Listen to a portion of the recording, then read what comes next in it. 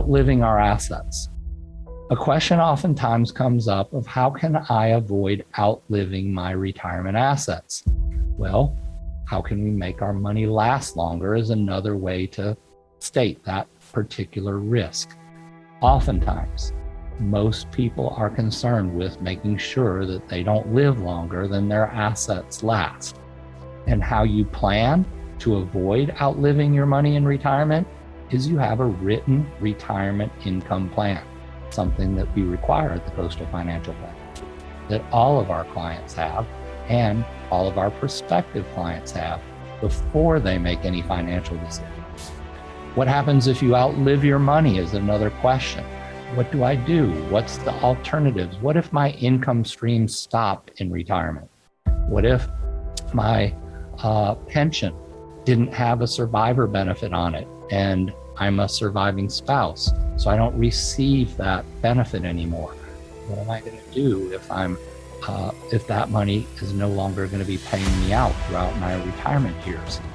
We outlive our money in certain circumstances, and we have to find other resources that will slip in and provide what we need to fit our cost of living needs. How do you reduce the risk of outliving your money? I already gave you a hint on that one. You have a plan. A written retirement income plan is going to help you decide where assets should be positioned now so that they can pay you later, and make sure that there's no income gaps or the difference between your income and expenses in retirement. The number 2 concern for retirees is inflation. And I know that we're all pretty concerned with that right now. We've seen the sheet of plywood go up 3 times, 4 times, 5 times or more. We've also seen the cost of a loaf of bread go up significantly. If we look back into the 70s, for those of you that are in retirement right now, I had a Sears catalog that I looked at that was printed in 1977. Now I'm dating myself. I'm 62 years old right now. A lot of people might not even know what a Sears catalog is, but that's where we used to order a set of tires for our car.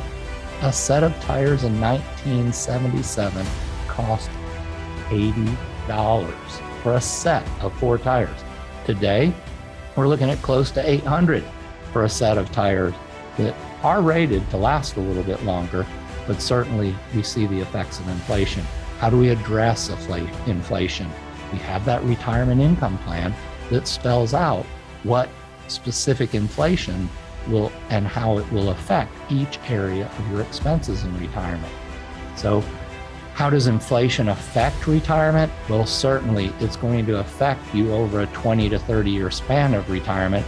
I just gave you a scenario where I looked back 50 years to the 1970s. What if we just try to project out the next 20 to 30 years of your retirement? How do you think inflation might affect your retirement plans? Does inflation affect Social Security? Well, it certainly does. The cost of what you buy is going to be bought with those same dollars that are coming to you from Social Security.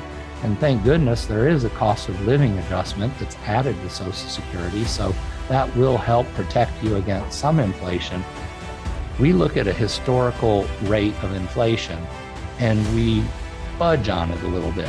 We pick the highest of an available option that we have in our retirement income planning formulas. We try to project ours out at about 3%. Now, historically, that's quite a bit higher than what the actual inflation rate has been over the last 20 years. However, we feel that we're in an inflationary period. We should use a higher number just to play it safe. And inflation rates for retirement planning should play it safe, because if we live longer, that's one of the risks that can affect our future dollars.